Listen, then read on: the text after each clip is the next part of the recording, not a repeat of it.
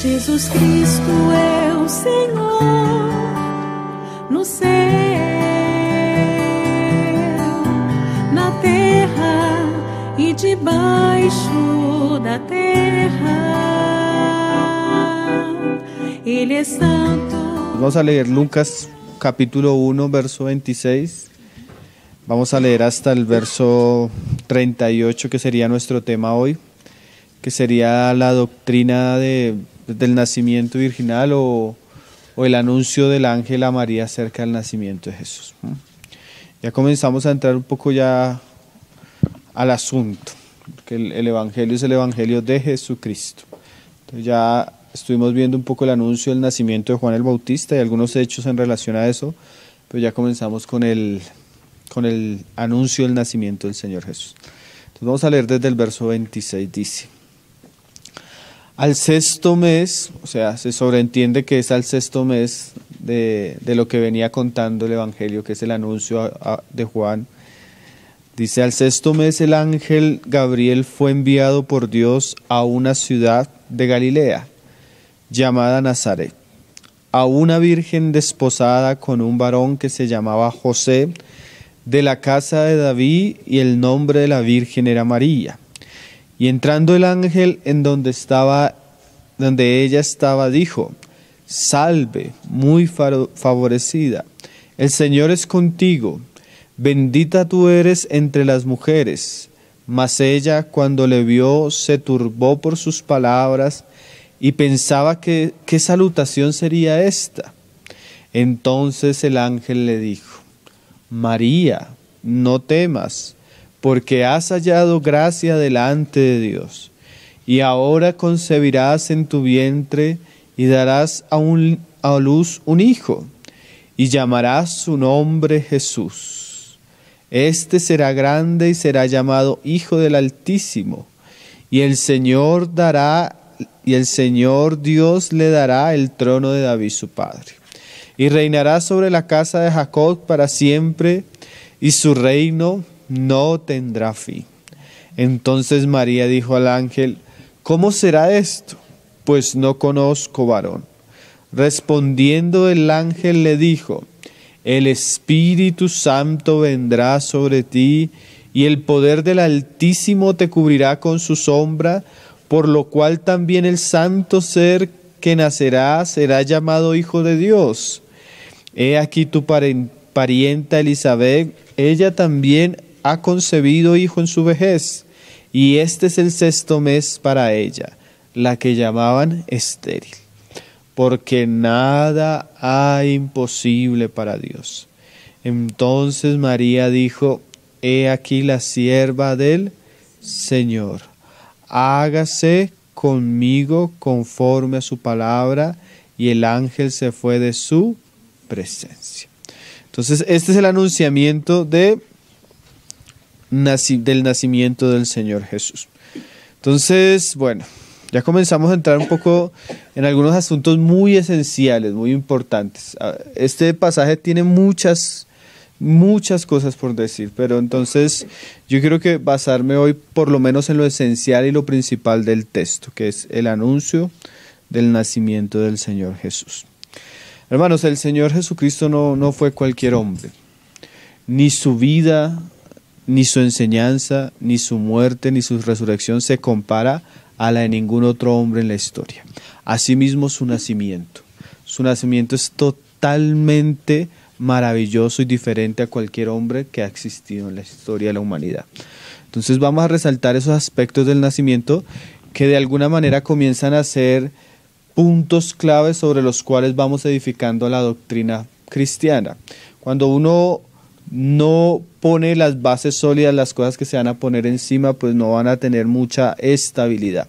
Entonces hay doctrinas esenciales como la muerte de Cristo, como la resurrección de Cristo, como la expiación del pecado, pero muchas de esas doctrinas no tendrían el color que tienen si ellas no estuvieran basadas en ciertos eventos históricos, especialmente el nacimiento de Jesús. El color del nacimiento, las características del nacimiento del Señor son base para cosas más adelante que se consideran esenciales en el cristianismo ortodoxo. Entonces es muy importante que nosotros tengamos claros asuntos que a veces los conocemos, pero no tenemos la claridad de la importancia del tema. Entonces hoy vamos a hablar un poco del anuncio del nacimiento del Señor. Entonces volvamos a los pasajes donde comenzamos. Ahí el verso 26, 1:26. Entonces ahí dice, al sexto mes el ángel Gabriel fue enviado por Dios a una ciudad de Galilea llamada Nazaret. Bueno, esos datos históricos, esos datos geográficos son muy importantes para ciertas cosas.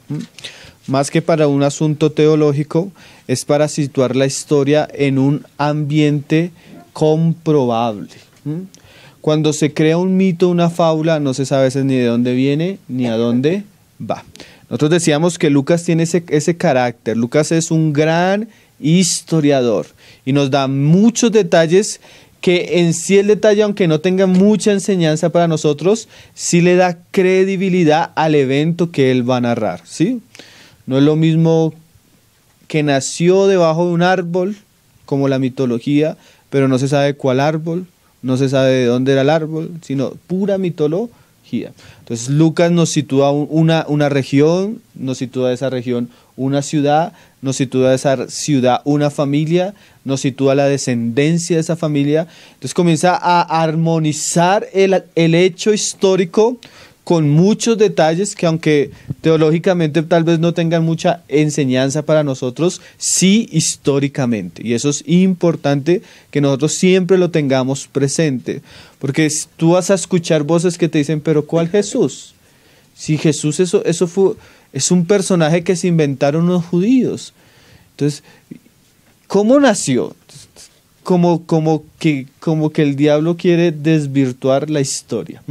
Y eso se ve mucho hoy con los evangelios que circulan por ahí y ciertas religiones falsas que hablan de Jesús, pero de una manera muy mitológica. Entonces, el evangelio nos da datos históricos que son muy buenos cuando nosotros queremos comprobar la historicidad del evento. Entonces es importante, aunque no lo vamos a resaltar hoy mucho, pero sí, Lucas tiene eso de una manera muy preciosa, y más adelante en el Evangelio y en Hechos de los Apóstoles él hace cosas que ni siquiera los mejores historiadores de su época la hacían. Entonces gracias al Señor por el color que le dio a Lucas, porque en el ámbito de la academia, cuando el testimonio de Jesucristo ha sido cuestionado por la gente que es académica, Dios ha usado el testimonio de Lucas para defender ciertas cosas que son muy importantes. Entonces dice, ahí en el 27, a una virgen desposada con un varón que se llamaba José. Entonces, en la cultura de la época, en la cultura de los judíos, el judío acostumbraba que el matrimonio tenía un proceso. El proceso era que cuando los padres de él llegaban al acuerdo con los padres de ella, de que se iba a llevar a cabo el matrimonio, se comenzaba con algo que se llamaba el desposorio, ¿sí? Que prácticamente era tan válido como el mismo matrimonio. Cuando un hombre desposaba a una mujer, o sea, se comprometía con ella para casarse, era como si él prácticamente se hubiera casado con ella, sino que más o menos se dejaba un año de tiempo en el cual se arreglaban los asuntos legales y en el cual el hombre o la familia del hombre daba la dote por la mujer, pero prácticamente era ya su esposa, sino que no convivían juntos. Esa era la cultura de la época. Entonces, María y José no eran casados, pero ella ya había sido desposada por él. Solo estaban esperando el tiempo que se cumpliera para que él diera el dote seguramente y que él la tomara para vivir con ella. Era tan serio el asunto que el desposorio solo se podía romper, como en el caso del matrimonio, o por muerte o por adulterio. Entonces el asunto era muy serio. Entonces sigue diciendo, dice, con un hombre que se llamaba José, de la casa de David, y el nombre de la virgen era María. Entonces se nos resalta que estaba desposada, pero claramente como no se había ido a vivir con el hombre, era una mujer virgen. ¿Por qué resaltamos el asunto? Porque ese va a ser el tema de nosotros hoy. El anuncio del nacimiento virginal del Señor Jesús. Entonces vienen las palabras del ángel a María. Ahí en el 1:31 dice: y ahora concebirás en tu vientre y darás a luz un hijo y llamarás su nombre Jesús.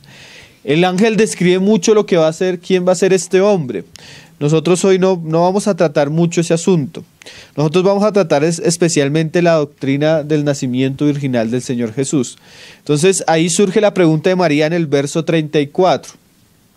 Entonces María dijo al ángel: ¿cómo será esto? Porque si yo voy a tener un hijo, pues en contraposición con Zacarías, que fue incrédulo porque ya estaba en su vejez como su esposa, María pregunta: bueno, pero tú me dices que yo voy a tener un hijo, pero bueno, ¿cómo va a ser esto? Porque ella le explica: normalmente los hijos nacen de una relación entre un hombre y una mujer, y yo soy virgen, ¿no? Dice ella, ¿cómo será esto? Pues no conozco varón. Entonces el ángel le dijo: el Espíritu Santo vendrá sobre ti, y el poder del Altísimo te cubrirá con su sombra, por lo cual también el santo ser que nacerá será llamado Hijo de Dios. Y termina mostrándole a María cómo, si Dios pudo hacer que una mujer en su vejez, como era Elizabeth, pudiera tener hijos, asimismo no era nada imposible que ella, sin tener contacto con varón, pudiera quedar embarazada. Entonces ese va a ser nuestro tema hoy. Como les decía, aunque a veces pareciera que nosotros doctrinalmente no le prestamos mucha atención a este asunto, el Evangelio comienza a narrarnos un evento que desde su comienzo es milagroso. El nacimiento del Señor Jesús es algo totalmente milagroso, es una obra de Dios, pero no solo el nacimiento, los milagros que Jesús hizo fueron totalmente una obra de Dios. Su resurrección es una obra totalmente de Dios. Entonces, como cristianos, aunque hayan personas que pongan en tela de juicio estos pasajes, como cristianos es sobreentendible que nosotros creemos en el poder milagroso de Dios, ¿sí? Entonces, para nosotros como cristianos no debería haber ese tropiezo que tiene el incrédulo, porque nosotros tenemos por entendido que seguimos un Dios que es todopoderoso, que de la nada hizo todas las cosas que hay, que del polvo hizo al hombre, que de la costilla hizo a la mujer. Entonces, si creemos que Dios es así, pues para nosotros no debe ser ninguna incongruencia que Dios, por su Espíritu Santo, engendrara en el vientre de María a su Hijo Jesucristo, ¿cierto? Porque no estamos hablando con personas que son escépticas, sino que creemos en el Dios de la Biblia. Entonces creemos, como dice Hebreos, que de la nada hizo los cielos y la tierra, y creemos una gran cantidad de eventos milagrosos que narran la Biblia. Los hechos de Dios en Egipto para sacar a su pueblo de Israel. Bueno, una gran cantidad de milagros. La Biblia tiene ese fenómeno. Entonces, ciertamente, aunque resaltamos la doctrina, no la resaltamos como personas que no creemos, sino es porque hemos creído. Pero también hay una gran cantidad de ingredientes que nos muestran que, como decía Lucas, la historia ha sido ciertísima. Y también, pues, no es de asombrarse que el Señor naciera de esta manera, porque dado el personaje que era, ¿cómo debió haber nacido, no? Aún su nacimiento es algo maravilloso. Aún, porque estamos hablando de Jesús, el Hijo de Dios. Amén. Como decía, no me acuerdo el hermano, hablando de la resurrección de Jesús. Siendo Jesús quien era, no es de extrañarse no que haya resucitado, sino lo que nos hubiera de extrañar era que no hubiera resucitado. ¿Sí? Entonces, asimismo, siendo quien era Jesús, no hay de extrañarnos cómo nació, porque el mismo pasaje nos dice que sería llamado Hijo del Altísimo. Entonces, ¿de qué nos habla? Bueno, la doctrina de del nacimiento virginal? Bueno, que Cristo fue engendrado específicamente por la obra de Dios sin intervención del varón. Del varón. Vamos a ver otros pasajes. Mateo 1, que complementa el testimonio de Lucas, él afirma lo mismo. Ellos están centrados cuando narran el nacimiento del Señor Jesús en estos datos. Fue un nacimiento virginal. No es como algunos liberales han dicho. Para los que no conocen un poco, la teología de la liberación fue una teología que surgió en el siglo XVIII y XIX, que fue una corriente naturalista en medio de los cristianos. ¿Cómo así naturalista? Fue una corriente de personas cristianas de ciencia que comenzaron a poner en duda todos los aspectos milagrosos de la Biblia. Por eso se le llaman naturalistas, porque de alguna manera, como la ciencia tuvo tanto auge en esa época, solo se creía lo que se comprobaba científicamente. Entonces, esta corriente teológica se llamó liberal porque en contraposición al cristianismo histórico y bíblico y ortodoxo, ellos comenzaron a negar, por ejemplo, lo que estamos diciendo, que los aspectos milagrosos de la Biblia realmente no eran aspectos milagrosos, sino que realmente era la manera como los judíos interpretaban las cosas.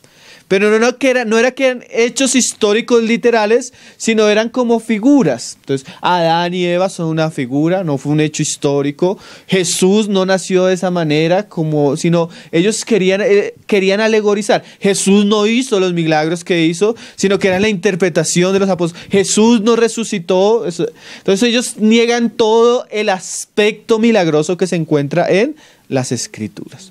Es una teología muy sutil que hoy en día aún se encuentra en algunos seminarios cristianos, en algunas universidades cristianas y en algunos ambientes cristianos. Niegan la inspiración de la Biblia porque ¿cómo Dios pudo escribir la Biblia? La Biblia la escribieron hombres. Pues por lo mismo entonces creen que la Biblia tiene errores. Entonces hay una gran cantidad de ingredientes que circulan aún en el ambiente académico cristiano, pero liberal. Pero nosotros creemos que lo que se está narrando fue un asunto muy literal, ¿sí? Narra eventos, no solo en una ocasión cuando el ángel habla con María, sino vamos a leer un pasaje donde el ángel no solo habla con María, sino habla también con José, ¿sí? Entonces eso le va añadiendo credibilidad a la historia. Mira lo que dice ahí Mateo 1:18. El nacimiento de Jesucristo fue así. Estando desposada María, su madre, con José, y mire, resalte la palabra, antes que se juntasen, ¿sí? Esos son ingredientes importantes, se halló que había concebido del Espíritu Santo. Entonces muchos hubieran podido pensar que esto fue una estratagema entre José y María, pero aquí nos muestra que aún en el comienzo José fue escéptico de la situación, o sea, ¿cómo la que es desposada conmigo se encuentra embarazada si yo no me he llegado a ella? O sea, eso comienza, ¿sí? Y dice, pero José, su marido, como era justo y no quería infamarla, porque no solo daba para que fuera divorcio, sino que también para que fuera apedreada, quiso dejarla secretamente. Y pensando él en esto, he aquí un ángel del Señor le apareció en sueños y le dijo, José, hijo de David, no temas recibir a María tu mujer, porque lo que en ella es engendrado del Espíritu Santo es. O sea, no temas, José, el hijo que ella tiene nació por obra del Espíritu Santo, fue engendrado.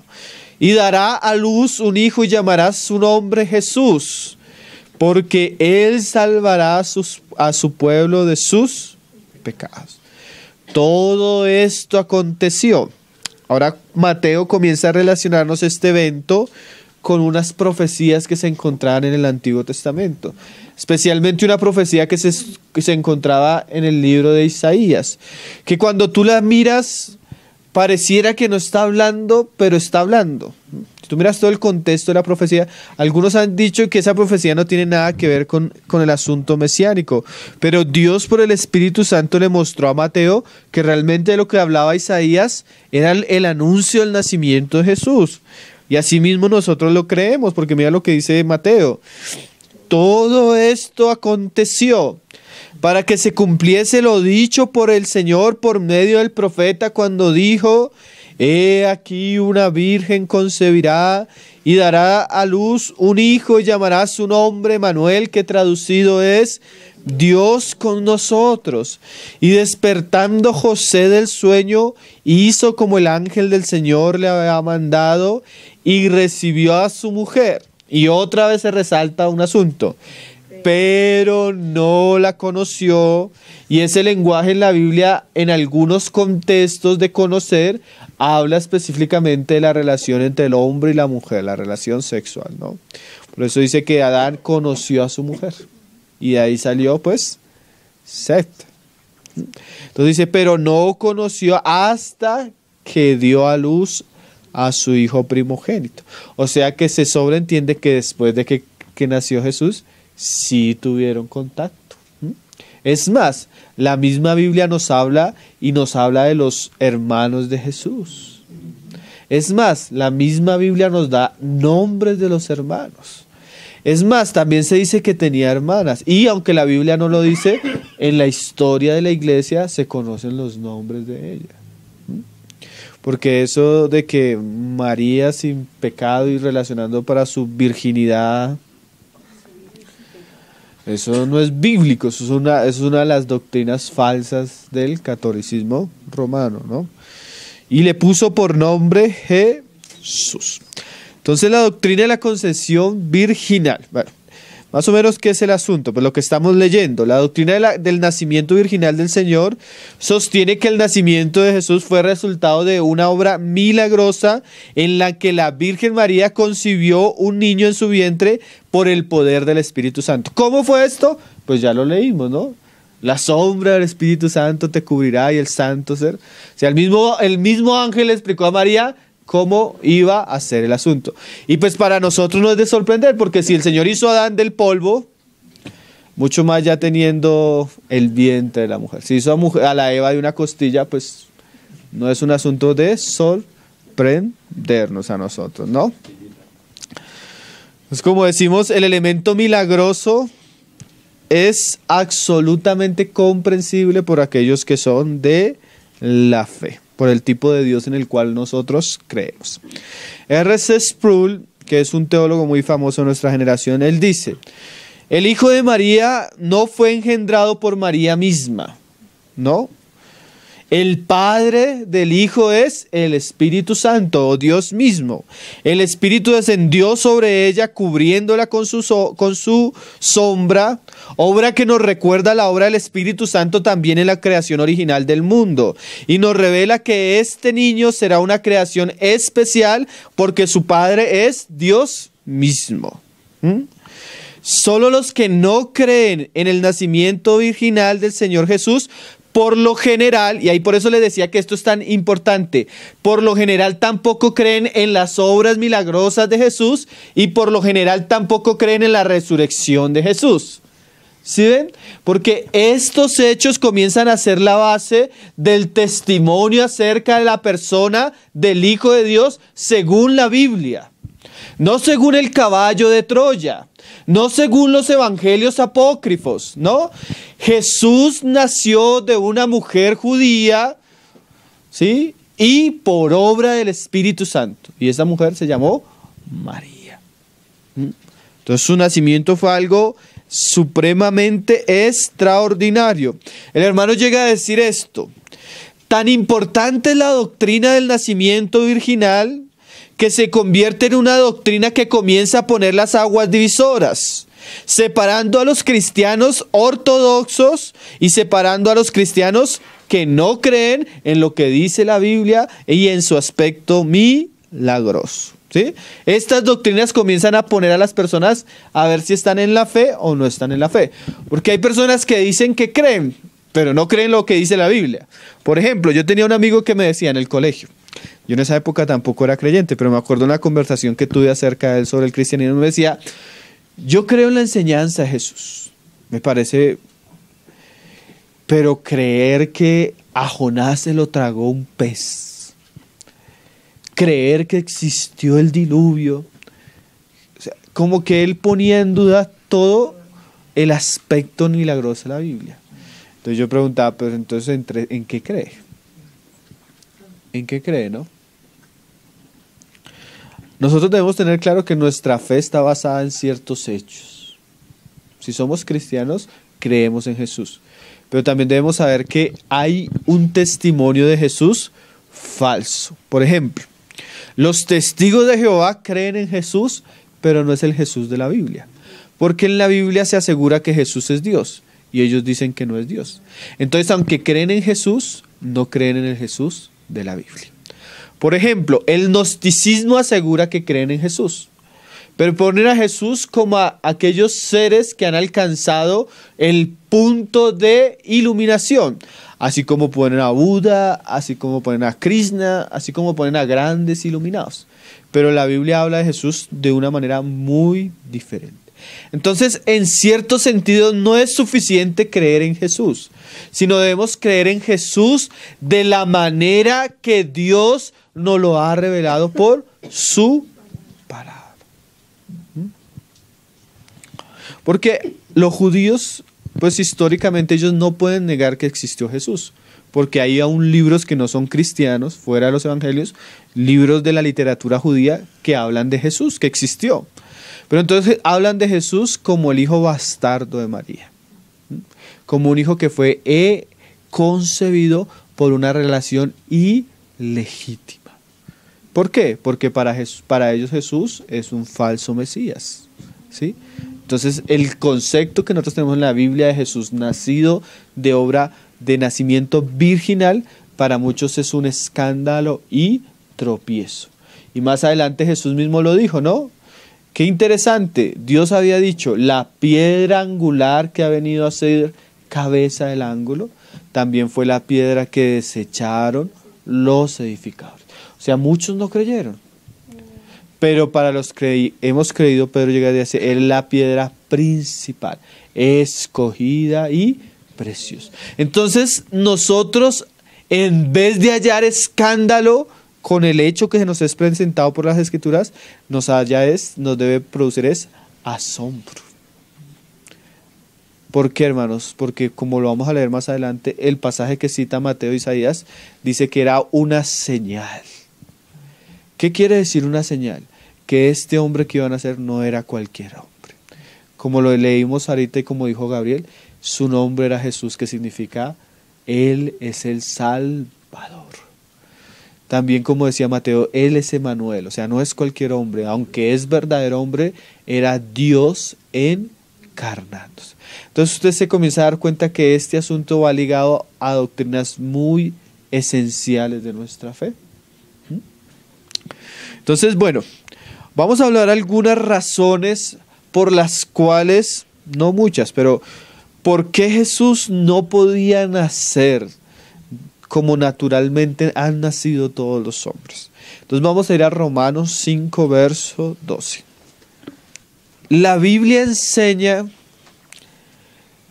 que el varón, póngame mucho cuidado esto, porque esto es muy importante con lo que venimos diciendo. La Biblia enseña que el varón es el que transmite el pecado. Entonces, cuando es engendrado un niño, el niño recibe del hombre la naturaleza pecaminosa. Entonces, por causa de eso, Jesús no podría nacer de la intervención de un varón, porque no hubiera sido él, como lo vamos a leer más adelante en un pasaje en Hebreos, capaz de redimirnos de nuestros pecados si él hubiera tenido que morir por el pecado que él mismo portaba. Entonces era necesario que fuera sin pecado. Y si el varón es el que transmite, ¿sí?, el pecado a la naturaleza del hombre, de la criatura, sí, del hombre, del ser humano, Entonces el hombre no podía participar en ese negocio. Vamos a leerlo ahí en Romanos 5:12. Dice: por tanto, como el pecado entró en el mundo por un hombre, y por el pecado la muerte, así la muerte pasó a todos los hombres. Entonces la transmisión del pecado y de la muerte entró ¿por quién? Por hombre. Pero la que fue engañada fue Eva. Pero el pasaje nos muestra que aunque ella fue engañada y le dio a comer al varón del fruto, la Biblia nos enseña que el que contaminó a la humanidad fue el hombre. Hay algo en las escrituras que usted lo encuentra, no lo vamos a explicar hoy, pero de alguna manera ese lenguaje es muy bíblico, y es que la descendencia está no en los lomos de la mujer, sino en los lomos del varón. Su hijo, por lo menos cuando se hablaba del reinado, era al hijo ¿de quién? De David, porque se sobreentiende que la descendencia de David está en los lomos de David, del varón. Entonces, cuando Adán peca, Adán corrompe su naturaleza, y el que transmite el pecado hacia su descendencia, y con el pecado la muerte, es Adán. Entonces, por eso uno entiende que Jesús necesitaba nacer de una obra divina con la mujer, pero donde no hubiera intervención del varón. Y eso nos lo explica claramente la epístola a los Hebreos. Entonces, aunque, como dice el Salmo, vamos leyendo de Hebreos 7, pero les cito un pasaje, el Salmo dice: he aquí en maldad he sido formado, y en pecado me concibió mi madre. ¿Cómo se entiende ese pasaje? Sí, el bebé es concebido en pecado, pero es por causa de que el varón ha engendrado en el vientre de la madre. ¿Sí? Ya el bebé es un pecador por naturaleza, ya viene de... Por eso es que usted cuando tiene un niño, usted al niño no le tiene que enseñar a pecar, porque él ya viene por naturaleza. Él ya miente, él ya es orgulloso, él ya engaña, él ya roba, él ya es violento, él ya es mentiroso. O sea, tú no le tienes que enseñar, porque es pecador. ¿Quién le transmitió el pecado a él? El varón. ¿Cuándo? Cuando lo concibió en el vientre de su mujer. De fábrica venimos dañados. De fábrica. Por eso necesitábamos un Salvador. Por eso Jesucristo, ¿no? Por eso dice la Biblia: no hay ni uno bueno. No hay ni uno, de fábrica. Entonces, mira lo que dice Hebreos, que Hebreos nos aclara esto. Viene hablando de los sacerdotes del Antiguo Testamento, porque a diferencia del sumo sacerdote de nuestra profesión, ellos tenían que acercarse a ofrecer sacrificios primeramente por sus propios pecados. ¿Sí? En cambio, Cristo no. Y eso es lo que hace la diferencia, y por causa de eso entendemos que el nacimiento de Jesús tuvo que haber sido de la manera que fue. Dice Hebreos 7:26: porque tal sumo sacerdote nos convenía a nosotros, porque era a nosotros a los que venía a salvar. ¿Cómo nos convenía? Santo. Y resalte estas palabras: inocente. ¿Qué más palabras? Sin mancha.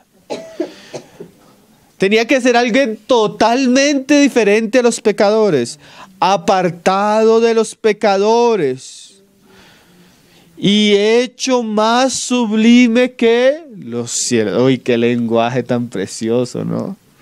Es que no estamos hablando de cualquier persona, estamos hablando de un hombre, pero tampoco de cualquier hombre, de un hombre perfecto, sin pecado. Y donde José hubiera intervenido de nacimiento, el asunto ya hubiera surgido mal. ¿Por qué? Mira lo que dice en comparación a los otros sacerdotes del Antiguo Testamento: que no tiene necesidad cada día, como aquellos sumos sacerdotes, de ofrecer primero sacrificios por sus propios pecados y luego por los del pueblo, porque esto lo hizo una vez para siempre, ofreciéndose a sí mismo, porque la ley constituye sumos sacerdotes a débiles hombres caídos. Pero la palabra juramento posterior a la ley, al Hijo, que dice, hecho perfecto y para siempre. O sea, Jesús es el hombre perfecto y desde su nacimiento es santo, sin mancha, ¿sí? Y sublime. Por eso Él no podía nacer como nacemos todos nosotros. Aunque es semejante a nosotros y es verdadero hombre, no fue contaminado por la semilla del pecado que transmite el varón. Por eso es tan importante la doctrina de la concepción virginal.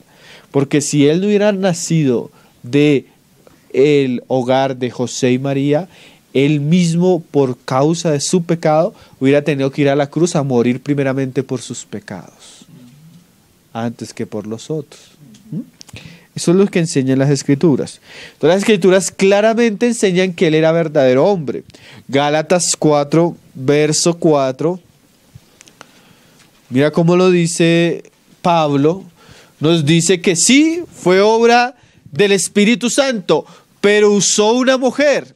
Entonces, así como es obra del Espíritu Santo, tú encuentras que la Biblia dice que Él es Hijo de Dios. Pero también la Biblia nos dice que usó el vientre de una mujer, mostrándonos que también es Hijo de hombre, o semejante a nosotros. Dice ahí Gálatas 4, verso 4. Pero cuando vino el cumplimiento del tiempo, o sea, esto no fue algo fortuito, Dios tenía en el calendario de su obra o de su economía que en el año tal, en la familia tal, su hijo habría de nacer. ¿Sí? Era el cumplimiento. Para María fue asombroso, pero era algo que ya Dios había anunciado. Dios envió a su hijo, nacido de mujer y nacido bajo la ley. Entonces, este pasaje, cuando dice nacido de mujer, nos muestra que era ¿qué? Un verdadero hombre. Pero también la palabra nos muestra que aunque era verdadero hombre, era sin pecado. Volvamos a Hebreos 4, 10, 15. Yo quiero que leamos estos pasajes, que los tengamos muy presentes, porque tal vez nos vamos a encontrar con ciertos vientos de doctrina que generalmente tienden a atentar con esto. Y generalmente, aunque somos cristianos, son pocos los cristianos que conocen la doctrina de Cristo, que la entienden, ¿sí? Y somos llamados a eso, a fundamentarnos en la doctrina de Cristo. Entonces mira lo que dice Hebreos 4:15, dice, usando el mismo lenguaje del sacerdocio, porque no tenemos un sumo sacerdote que no pueda compadecerse de nuestras debilidades, sino uno que fue tentado en todo según nuestra semejanza, pero sin pecado. Sin pecado. Segunda de Corintios 5:21 también nos habla del mismo asunto. Cristo fue sin pecado y no, dice acá Pablo, conoció pecado. ¿Ah? Un cordero sin mancha, sin defecto. ¿Sí? Porque había una figura en el Antiguo Testamento que cuando se ofrecía un animal, el cordero tenía que ser sin defecto. ¿Sí? No podía tener ningún defecto. Entonces, si en el nacimiento de Jesús hubiera sido corrompido por el pecado de su padre, que hubiera sido un hombre como tal, Él no hubiera sido un sacrificio acepto por Dios. No hubiera sido un sacrificio que cumpliera con la justicia de Dios. Entonces aquí Pablo lo dice. 2 Corintios 5:21. Al que no conoció pecado, por nosotros lo hizo pecado. ¿Dónde? En la cruz. Por eso hay hermanos que cuando leen el Evangelio de Juan, ¿Se acuerdan el pasaje de cuando el Señor está hablando con Nicodemo y le dice, es necesario que así como Moisés levantó la serpiente de bronce en el desierto, el Hijo de Dios sea levantado? Entonces, hermanos, ahí dicen, pero oye, ¿por qué compara, el mismo Jesús compara su obra con la serpiente de bronce en el desierto? Si la serpiente es una figura de Satanás. Y sí, la serpiente es una figura de Satanás y del pecado. Pero es que cuando Cristo es levantado en la cruz, se hizo pecado por nosotros. El que no conoció el pecado, en la cruz se hizo maldición y recibió toda la justicia de Dios por nuestros pecados. ¿Sí? Ahí entiende uno la figura. El que no conoció por pecado, ¿qué? Mira cómo lo dice Pablo. Por nosotros. ¿Dónde? En la cruz se hizo pecado. Por nosotros lo hizo pecado. ¿Para qué? Para que nosotros fuésemos hechos justicia de Dios. O sea, para que Dios me pudiera perdonar, justificar y librarme de la condenación de mis pecados. El que no conoció pecado, el que era santo, el que fue sin mancha, fue llevado como un cordero. Primera de Juan 3, verso 5. Mira cómo Juan también dice. Primera de Juan 3, verso 5. Y sabéis, y estas cosas debemos saberlas. Primera de Juan 3, 5 dice. Y sabéis que Él apareció para quitar nuestros pecados. ¿Sí? Lo que viene diciendo Pablo también. Pero resalta. Y no hay pecado en Él. Entonces, uno de los primeros argumentos que notamos de mucha importancia en cuanto al nacimiento virginal del Señor Jesús era que Él no podía nacer por obra de varón, porque si no el varón hubiera contaminado al Hijo. Entonces tenía que ser una obra divina.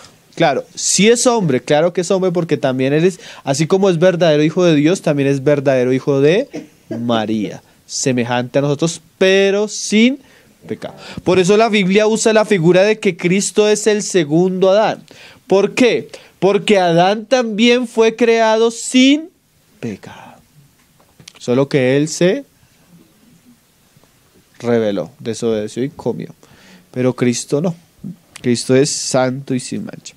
Ahora, el segundo asunto es que Jesús iba a ser llamado, y así decía la profecía, iba a ser llamado Hijo de Dios. Entonces, esa frase Hijo de Dios resalta que el Padre Jesús sería Dios mismo, ¿sí? Como en el caso de Adán. Vamos a leer eso en Lucas.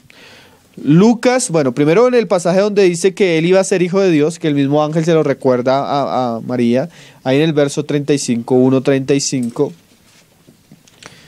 Dice, respondiendo el ángel le dijo, el Espíritu Santo vendrá sobre ti, y el poder del Altísimo te cubrirá con su sombra, por lo cual también el santo ser, y ahí resalta la palabra santo, ser que nacerá, será llamado ¿qué? Hijo de Dios. Entonces, así como Adán, Jesús era llamado Hijo de Dios en su humanidad y en su encarnación, aunque en cuanto a su divinidad también se le llama Hijo de Dios. Es un asunto, nosotros lo hemos tratado aquí con mucho detalle cuando hablamos de la divinidad, por qué se le llamaba Hijo de Dios. Pero en su encarnación también era llamado Hijo de Dios, en el sentido de que no fue creado por un hombre, sino fue por Dios mismo, que es lo mismo que dice más adelante Lucas de Adán, ahí en el verso 30, Lucas 3:38. Cuando se habla de la genealogía de Jesús, comienza Jesús, ahí arriba en el 23, Lucas 3:23 dice, Jesús mismo al comenzar su ministerio era como de 30 años, hijo. Ahí no dice, no lo asegura, no, sino era lo que creía la gente. Y legalmente era hijo de José. No por naturaleza, porque José no lo engendró, pero sí lo adoptó. O sea, él fue, lo presentó y ante las personas y civilmente era hijo de José. Pero Lucas sabe que no, Lucas sabe que fue engendrado. Entonces dice, ¿cómo dice ahí? Según se creía. Sí, él lo llevó a la notaría, él le puso el apellido, pero no era hijo de José, porque sabemos por lo que nos viene diciendo Lucas, que había sido obra del Espíritu Santo.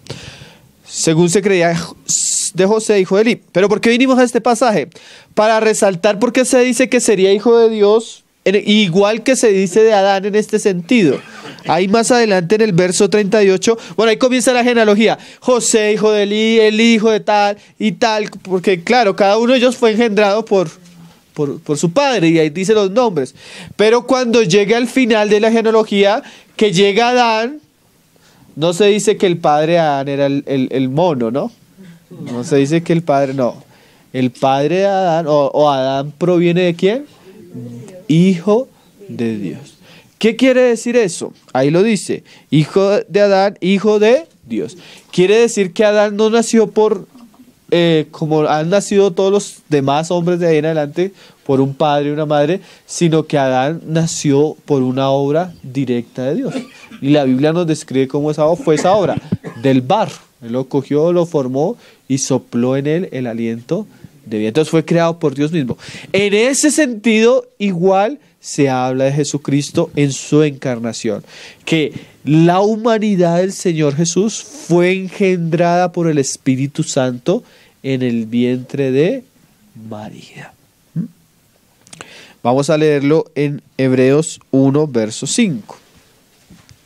Porque hay dos aspectos de Jesús como engendrado, si se puede decir así. Solo que yo no los quiero, de verdad que no los quiero confundir hoy. Pero sí hago la aclaración. La Biblia habla de Cristo engendrado en el sentido que Él nace en el vientre de María como hombre. Pero también la Biblia nos habla de Cristo engendrado en el sentido de Él existiendo eternamente con el Padre como la sabiduría divina. Hago esa aclaración. Cuando hablamos de que Él fue engendrado como la sabiduría divina, y recalcamos el creo de Nicea que dice engendrado más no creado. Porque la misma Biblia que nos habla de Jesús, que nació en el vientre de María, también la Biblia nos dice que Él es eterno, que Él es antes de todas las cosas, que Él es Dios. Pero entonces este pasaje que vamos a hablar de el engendrar del Padre, de Jesús como Hijo del Altísimo, estamos hablando de la humanidad del Hijo de Dios, de su encarnación. Ahí está otro pasaje, nos lo aclara un poco. Que esa es la doctrina bíblica, verdadero Dios, verdadero hombre. Como verdadero Dios eterno, como verdadero hombre nacido en una mujer en una época del tiempo. Este pasaje nos habla del nacido de Dios y cómo Dios le llama Hijo de Dios en cuanto a la encarnación. Hebreos 1, verso 5 dice: porque a cuál de los ángeles dijo Dios jamás, mi hijo eres tú. O sea que, y ahí bien interesante, alguna vez nos preguntaban, ¿Jesús es Miguel? No, porque nunca Dios llamó a un ángel hijo mío. Ni es Miguel, ni es Gabriel, ni es nada, ni es como Satanás, porque a Satanás se le llama como ángel y como criatura. En cambio, Jesús es el Hijo. A nadie más. Él es, en ese sentido, Él es el unigénito del Padre. En cuanto a la salvación y a la gracia, nosotros ahora somos hechos hijos de Dios y ahora Él es el primogénito. Unigénito en el sentido de que Él es el único del Padre. Primogénito en que Él iba a redimir a unos hombres perdidos y los iba a llamar hermanos suyos y los iba a hacer hijo de Dios. ¿Sí? Eso hay que entenderlo muy claramente. Porque de pronto se le para a usted Cash Luna adelante y usted le dice que ahora usted es Jehová Junior. Entonces somos hijos de Dios, no en el sentido de que llegamos a ser dioses, sino que Cristo nos perdonó y con su Espíritu Santo nos selló y ahora nos llama hijos. En el sentido de que somos hombres redimidos, no en el sentido de que somos hombres que ahora son dioses. Porque ese es el engaño de Satanás que le dijo al hombre, ¿queréis ser Dios?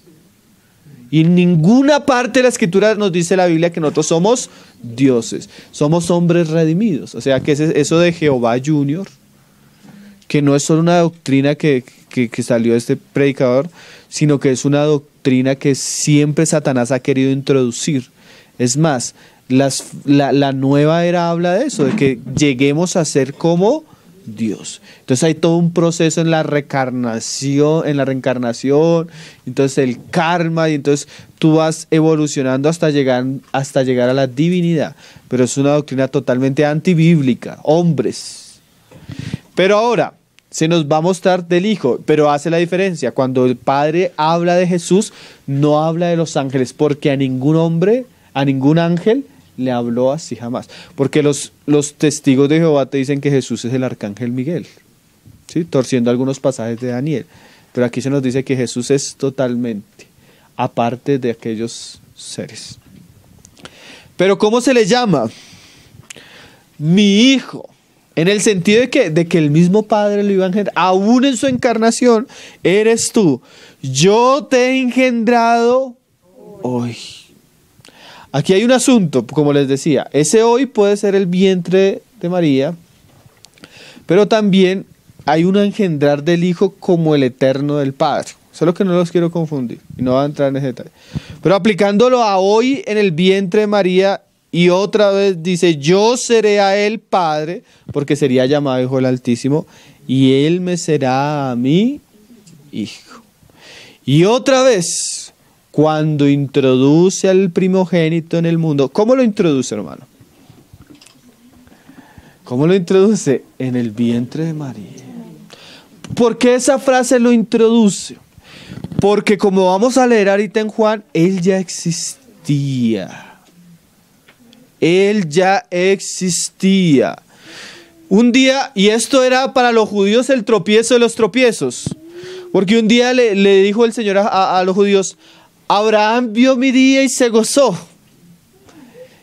¿Cómo? Si tú hasta ahora tienes 40 años, dicen ellos, y dices que Abraham vio tu día y se gozó, y dice el Señor, sí, es que antes de Abraham yo era. Y ahí sí colapsaron, no lo entendieron. Lo querían apedrear. ¿Por qué?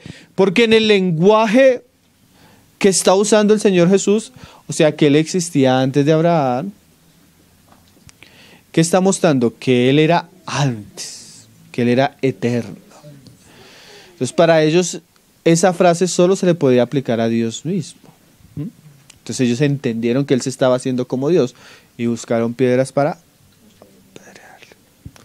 Entonces, dice... Y otra vez, cuando introduce al primogénito en el mundo, en el vientre de María, por obra del Espíritu Santo, el eterno Hijo de Dios, Dios mismo con el Padre, ¿en qué sentido se introduce? Asume la naturaleza humana. Dios con nosotros. Pero no solo visitándonos, porque cuando tú estudias el Antiguo Testamento, tú notas que ya había habido apariciones de Dios.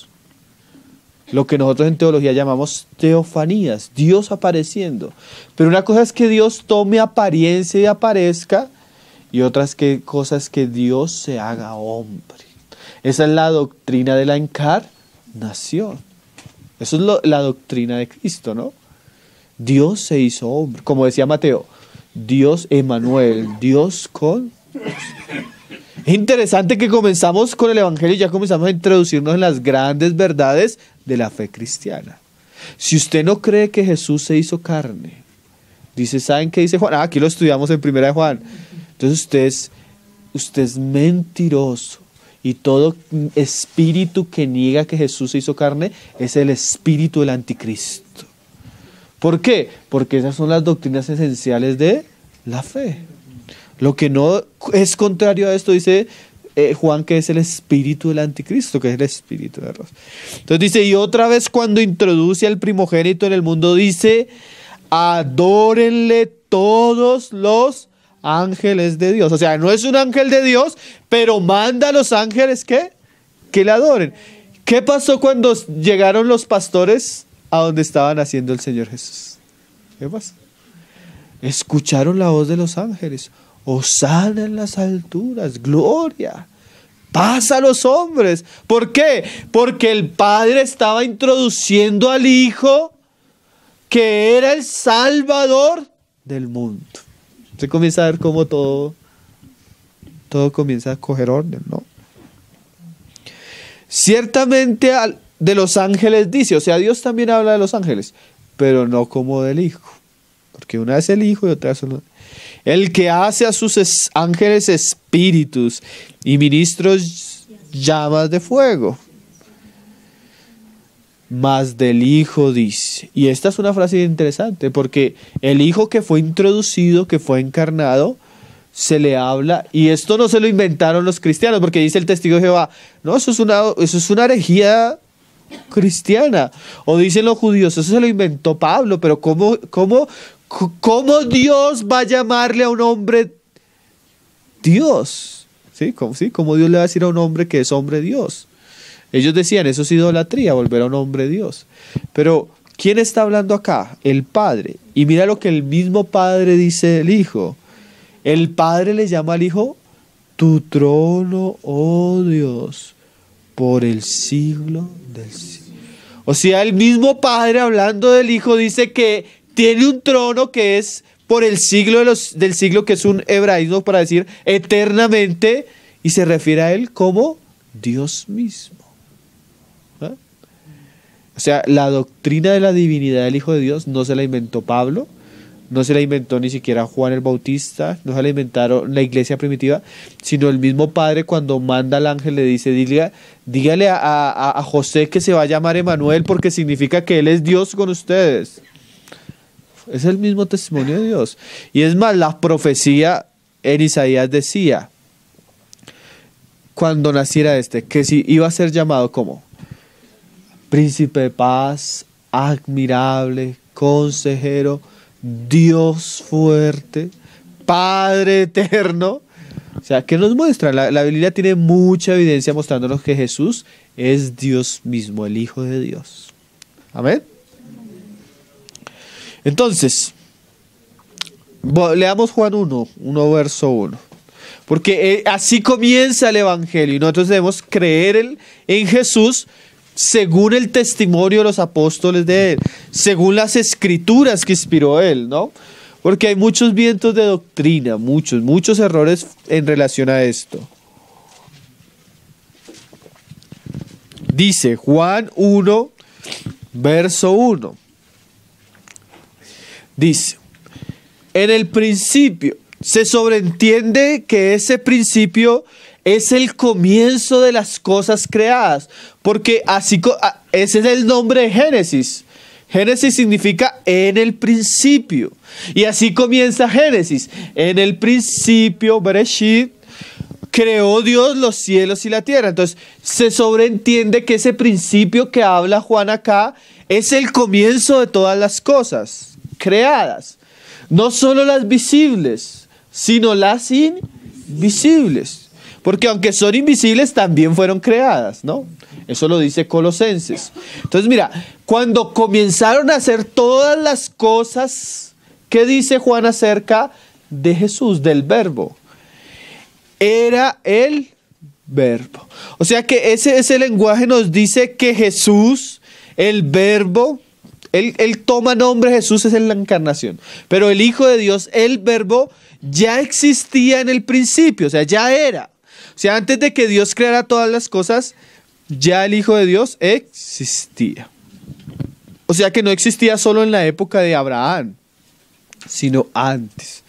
Y hay una frase que no le gusta a los testigos de Jehová, a los musulmanes, y es que Él era eterno. Esa es una frase. Eso es como decíamos ahorita, son las aguas divisoras entre la verdad y el error. El cristiano verdadero cree que Jesús es su Salvador, pero cree que es Dios que se hizo hombre y que murió en la cruz. Y dice, ¿y el Verbo qué era? ¿Un ángel? No. ¿Un arcángel? Tampoco. Era con Dios, primero era con Dios, y el Verbo era Dios.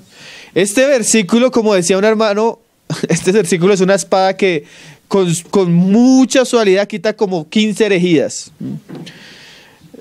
Esa frase, y el Verbo era con Dios, corta la herejía del unitarismo. ¿Cuál es la herejía del unitarismo? Que el Hijo es el Padre. y que el Padre es el Hijo. De alguna manera el concepto unitario, porque usted conoce hay iglesias que tienen esa doctrina, especialmente la iglesia pentecostal unida tiene esa doctrina. Entonces, ¿qué dice esto? El Padre se hizo Hijo y después se hizo el Espíritu Santo. Esa es la doctrina unitaria. Un solo Dios que tiene varias apariencias o modos, o lo que se conoce en la historia de la iglesia como las herejías del modalismo. ¿Qué es eso? Que el Padre toma cara de Padre, después toma cara de Hijo y después toma cara de Espíritu Santo. Algo así, o modo, o forma. Entonces, eso no es lo que enseña la Biblia. Lo que enseña la Biblia era que Dios el Padre es Dios, pero también enseña que su Hijo era Dios y que estaba con el Padre, siendo dos personas distintas que han existido eternamente. Que el Padre no toma forma del Hijo, sino el Padre envía al Hijo. ¿Sí? Y no que el Hijo se vuelve el Espíritu Santo, sino cuando el Hijo muere y asciende, Él enviaría a otro, el Consolador. Y tenemos escenas muy claras de la palabra donde interactúan las tres personas. Por ejemplo, el bautismo, el Padre hablando, el Hijo bautizándose y el Espíritu Santo descendiendo en forma de paloma. Y tenemos conversaciones en Juan 17 donde el Hijo ora al Padre y habla de que envíe al otro, al Espíritu Santo. Porque sería una incongruencia el Padre tomando después forma de Hijo y respondiéndose y orándose a sí mismo, pidiendo que viniera otro que Él sería, sino que tomaría otra forma. Es totalmente antibíblico la doctrina unitaria. Por eso le digo que estos estudios son muy buenos, porque lo llevan a usted a conocer a Jesús según la doctrina bíblica. Porque a veces decimos, el unitario es una herejía, pero ¿por qué? El testigo de Jehová tiene errores doctrinales, ¿por qué? Yo creo en que Jesucristo se encarnó, ¿qué significa eso? Yo creo que es el Hijo de Dios, ¿por qué? ¿En qué pasajes de la Biblia lo dice? Entonces, estos estudios son muy buenos porque comienzan a afirmarnos y arraigarnos en las verdades que ya hemos creído. Que esa es la intención del Evangelio, ¿no? Que conozcamos bien las verdades en las cuales hemos sido enseñados. Entonces, la segunda parte corta la herejía del unitarismo. Y el verbo era con Dios. O sea, eran dos personas diferentes que estaban juntas. Y hay una relación entre ellas. Y Proverbios, hablando de la sabiduría, que es Cristo mismo, dice que el Padre se gozaba con ella. Y que la poseía desde antes. O sea, hay una relación del Padre y el Hijo aún desde antes de la creación. Y dice el verso siguiente, pero no es una relación divinidad-criatura, sino es una relación Padre que es divino, que es Dios mismo, pero su Hijo también participa de la misma naturaleza. Y el verbo era Dios. Así comienza el Evangelio. Así a los testigos de Jehová no les guste y tuerzan su traducción y pongan Dios con D pequeña, es el mismo Dios. Porque en la Biblia no existe un Dios mayor, un Dios menor, solo existe un Dios verdadero. Los dioses inferiores en la Biblia, en el Antiguo Testamento, eran los ídolos de las naciones. ¿Sí? Y dice Filipenses 2, hablando de Jesús, el cual no estimó ser igual a Dios. O sea, no era un Dios inferior, era igual a Dios. Y dice otro pasaje, creo que es Colosenses, hablando de Cristo, que en Él habita toda la plenitud de la deidad. O sea, Él no es un semidios, no. Él es Dios en su plenitud. No se deje engañar de los testigos, hermano. Sí, esos son errores que están por ahí circulando. Entonces sigue diciendo, este era en el principio con Dios. Y hablando de del verbo, ¿qué dice? todas las cosas por Él fueron hechas. Así como hay muchos atributos que son exclusivos de Dios, este es uno. Solo Dios es creador. Y cuando la Biblia nos dice que el Hijo fue el creador de todas las cosas, nos está mostrando su divinidad y poder. Y sin Él nada de lo que ha sido hecho, ¿qué? Fue hecho. Y ahora vemos el 14, lo que nos decía Hebreos, cómo Él fue introducido, que es lo que estamos leyendo en el Evangelio de Lucas. Dice ahí en 1:14. Y aquel verbo, o sea, aquel Dios, aquel que estaba con el Padre, aquel por el cual fueron hechos todas las cosas, no se quedó en su gloria, sino que se despojó a sí mismo, ¿cómo? Tomando forma de hombre. ¿Hecho qué? Semejante a nosotros. O en las palabras de Juan, y aquel verbo fue hecho ¿qué? Carne. Y mira esta frase, y habitó entre nosotros. ¿Qué está haciendo Lucas en su capítulo 1? Narrándonos cómo ese verbo se hizo carne. ¿Cómo? Por la intervención del Espíritu Santo en el vientre de María. Entonces, negar la encarnación de Jesús, el nacimiento virginal de Jesús, es negar los elementos milagrosos, sobrenaturales de la historia que Dios nos cuenta acerca de su Hijo. En pocas palabras, es negar el testimonio de las Escrituras. Entonces, son parte de las verdades que nosotros conocemos. Además, para ir terminando, eran profecías. Él tenía que nacer, era de la mujer. Era la simiente de la mujer. Génesis 3:15 es la primer profecía que encontramos en las Escrituras en relación al Mesías y relaciona la profecía con un hijo. Pero es interesante que siempre en la Biblia, cuando se habla, como les decía, de los lomos o de la descendencia, se relaciona al varón. Pero en esta profecía el Señor relaciona la descendencia con la mujer. Pero si la mujer no tiene descendencia, el que tiene la descendencia en el lomo es el varón. ¿Por qué? Porque era un hombre que iba a nacer milagrosamente de una mujer. Isaías lo dice también, que lo vamos a leer para que lo anoten al final. Génesis 3 dice, hablándole a la serpiente, y pondré enemistad entre ti y la mujer, y entre tu simiente y la simiente suya, y ésta te herirá en la cabeza y tú la herirás en el calcañar. Ahí en una profecía narra todo cómo se iba a desarrollar el plan de Dios. La serpiente iba a crecer, se iba a volver un dragón, pero la mujer iba a tener un hijo. Apocalipsis 12. ¿Y cuál era el hijo de la mujer? El Salvador. El que iba a morir, pero también iba a ascender a los cielos. Ahí Apocalipsis 12 lo muestra. ¿Y ese que iba a hacer? Cortarle la cabeza a la serpiente. ¿En dónde? En la cruz. Pero para eso tenía que ser herido. ¿Sí? Hay todo el evangelio en una profecía. Esa es la primera semilla de las profecías que comienzan a desarrollarse en las Escrituras. Pero lo interesante, y por eso lo estamos citando, es porque se relaciona a la simiente de la mujer. O sea, aquí va a ser de la mujer. El otro pasaje, pues que ya Mateo no lo había relacionado, es Isaías 7, verso 14. Isaías 7, verso 14.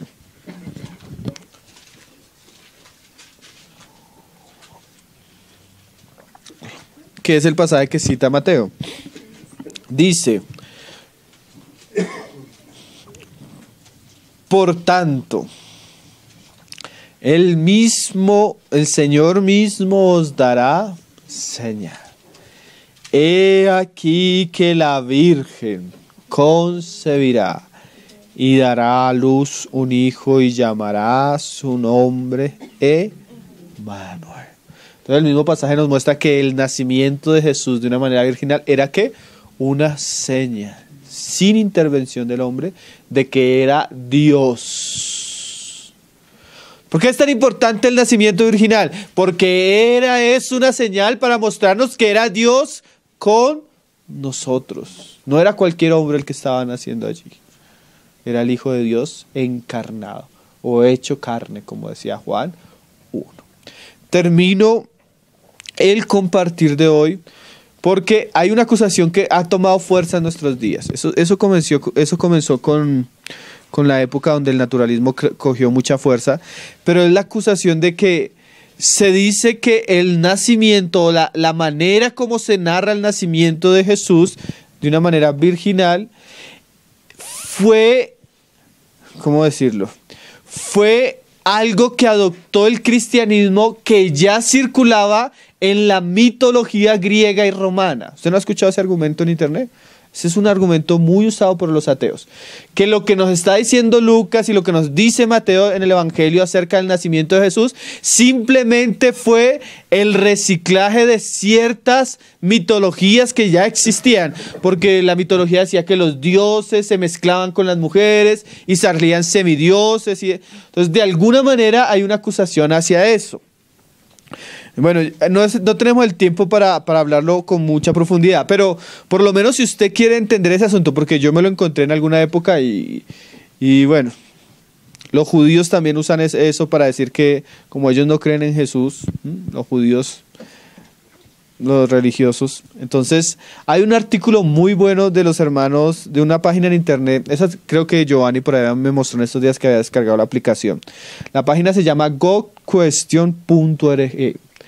Y es una página que responde puras dudas acerca de la fe cristiana. Muy buena, hermano. O sea, casi todas las preguntas que los hermanos responden lo hacen muy sencillo y muy claro. El artículo se llama ¿Es Jesús un mito o es Jesús una copia de los dioses paganos de las antiguas religiones? Hablando especialmente de su nacimiento y ciertas cosas. Entonces el artículo es muy bueno. Yo no les puedo hablar de todo lo que habla el artículo. Yo solo voy a citar otros argumentos que dan otros hermanos en otro libro. Hay un hermano que tiene un libro muy bueno de apologética cristiana que se llama Norman Geisler. Ese autor usted lo encuentra en Tesoros Cristianos y el libro que yo voy a leer usted lo encuentra en Tesoros Cristianos. Creo que está ahí en portugués, pero creo que se consigue en español también. Entonces el libro es muy bueno. Entonces él hablando del nacimiento virginal, él dice esto. Al final de lo que él dice muchas cosas.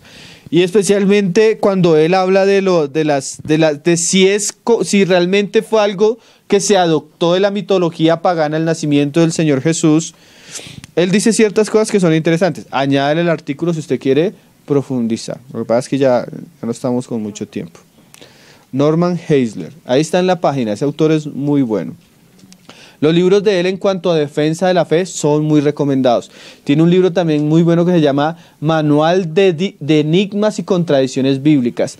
Todos esos pasajes que parecieran contradecirse en la Biblia realmente no son contradicciones, realmente es que son un mal entendimiento de la persona.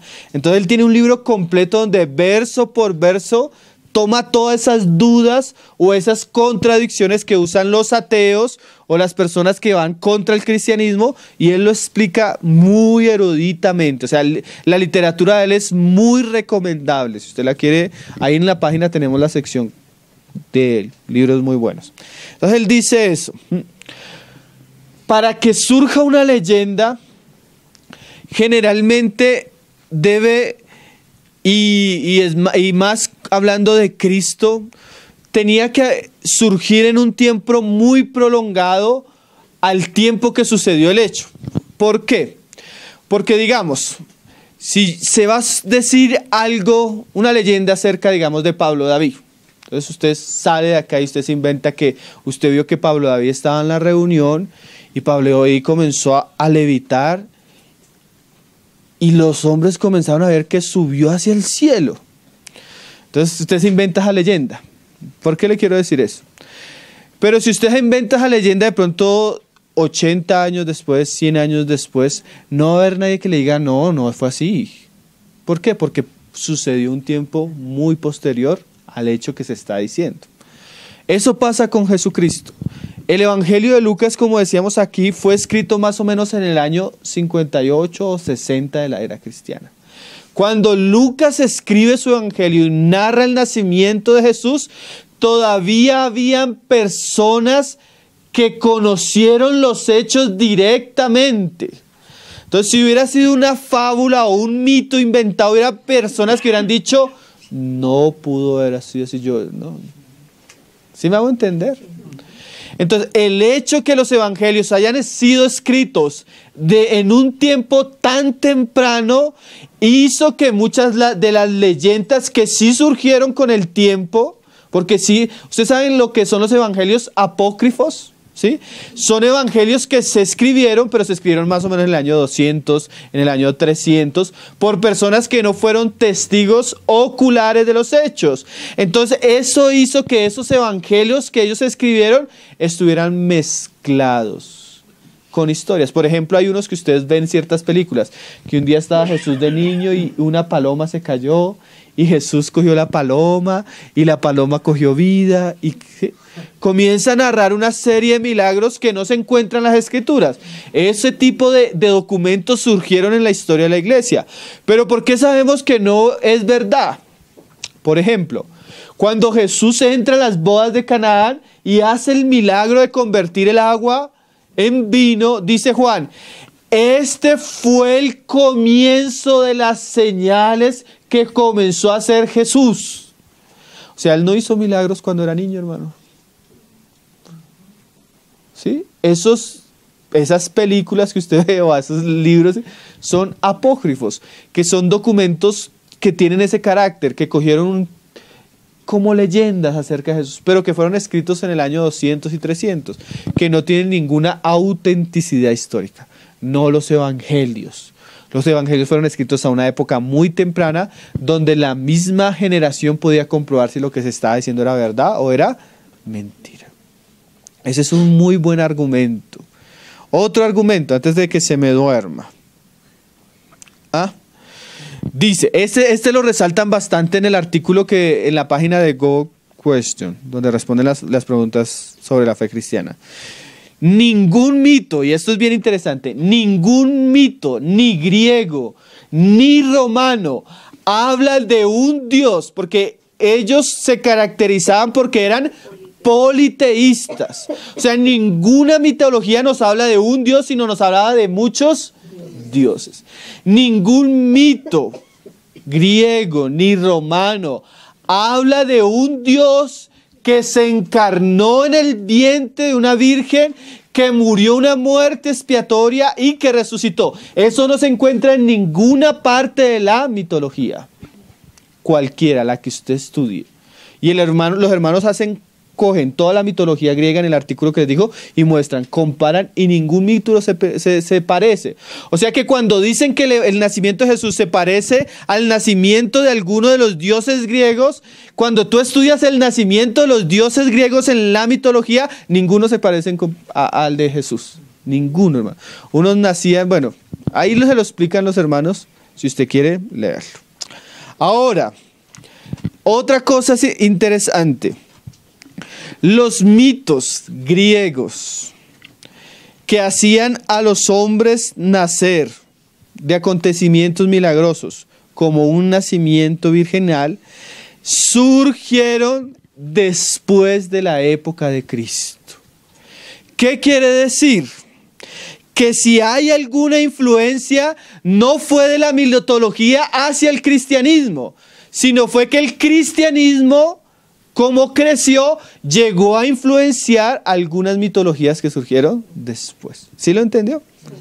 Antes de la época no hay ninguna mitología que hable de nacimiento virginal. Las que existen surgieron mucho tiempo después del nacimiento de Jesús. ¿Qué quiere decir? Que la influencia no fue de la mitología hacia el cristianismo, sino que el cristianismo de alguna manera influenció la mitología posterior. Esos son argumentos muy claros, para que cuando usted se encuentre con esos falsos, con esos dardos del enemigo, usted pueda entender el asunto. Entonces, la conclusión, hermanos, la evidencia bíblica e histórica nos muestra que Jesús fue concebido sobrenaturalmente por una obra milagrosa. Hay algo, y con esto termino. Cuando tú se encuentras con un ateo y te dice, bueno, pero si Jesús nació de una manera virginal, compruébemelo. Compruébeme la resurrección, si existió, compruébemelo. Cuando usted va a comprobar un hecho histórico, usted no puede ir a un laboratorio, ¿sí? Porque el ateo te habla como compruébemelo con un esto físico, un asunto químico. Pues, es que ningún hecho histórico se puede comprobar en un laboratorio. Cuando se va a comprobar un hecho histórico, se recurre a las fuentes que tiene la historia para ver si la historia es verídica o no. ¿Sí? Entonces, documentos, testigos, evidencia. Entonces, cuando se habla del nacimiento de Jesús, no solo de su resurrección, sino específicamente del nacimiento y los datos que da los evangelios acerca del nacimiento, es más fácil comprobar históricamente el nacimiento de Jesús que la vida de Julio César. La historia, los documentos y todos los documentos históricos y los datos arqueológicos nos hablan con mayor claridad de la historia de Jesús desde su nacimiento que cualquier historia antigua. Eso es algo, cuando usted comienza a estudiar eso históricamente, es más fácil comprobar que Jesús existió que cualquiera de los hombres que ha existido. Porque nosotros creemos que existió Aristóteles, nosotros creemos que existió Heráclito, o sea, todos aquellos hombres de la antigüedad, pero casi no hay datos de ellos. ¿Quién fue el papá? No se sabe a veces. ¿En qué ciudad nació? No se sabe. Se tiene algunos libros de ellos, pero estamos hablando de un hombre que se sabe dónde nació, cómo se llamaron su madre, su padre, en qué circunstancias nació, testigos de varios. Entonces, históricamente es más comprobable el cristianismo que mucho de lo que conocemos de historia de la humanidad. Entonces, no se deje achicopalar cuando llegan y le digan, compruébemelo. Hay muchos libros que lo comprueban muy claramente. Y eso lo digo porque a veces llega el cristiano a la universidad y el profesor ateo le dice, pero ¿usted cree en esos mitos? Históricamente es más comprobable la historia de Jesús que cualquiera de las cosas que te enseñan a ti de historia en el colegio. Nosotros hemos hecho yo tengo una enseñanza que se llama ¿la Biblia es la palabra de Dios? Y ahí comenzamos a hablar y hay mucha más evidencia para comprobar acerca de la Biblia que cualquier libro de historia de la antigüedad. Sino que a veces nosotros como cristianos no conocemos esas cosas, entonces somos pasados por ignorantes. Y nosotros no tenemos una fe ni ignorante ni ciega, sino que es una fe bíblica, no solo razonable, sino que se puede comprobar a través de las herramientas que nos da la historia. ¿Verdad? Por lo menos que usted lo sepa, hermano. Para que el día que le digan que por ser cristiano es ignorante, eso es totalmente incongruente. Grandes personas de ciencia, de erudición y de academia son cristianos sólidos. ¿Sí? No todos somos sabios, pero sí hay cristianos muy sólidos que han escrito libros muy claros acerca de la fe cristiana, mi querido hermano. Bueno, entonces pues ahí les boto un dato, Norman Hazlitt, los libros de Lee Strobel, hermano, los libros de Josh McDowell, son libros que son muy sencillos, pero que nos dan mucha evidencia acerca de la fe que nosotros tenemos. Entonces, hoy hablamos del nacimiento virginal de Jesús y su importancia. Es muy bueno que nosotros, de una u otra manera, siempre estemos llegando a estas doctrinas que son esenciales de nuestra Ao leão de Judá.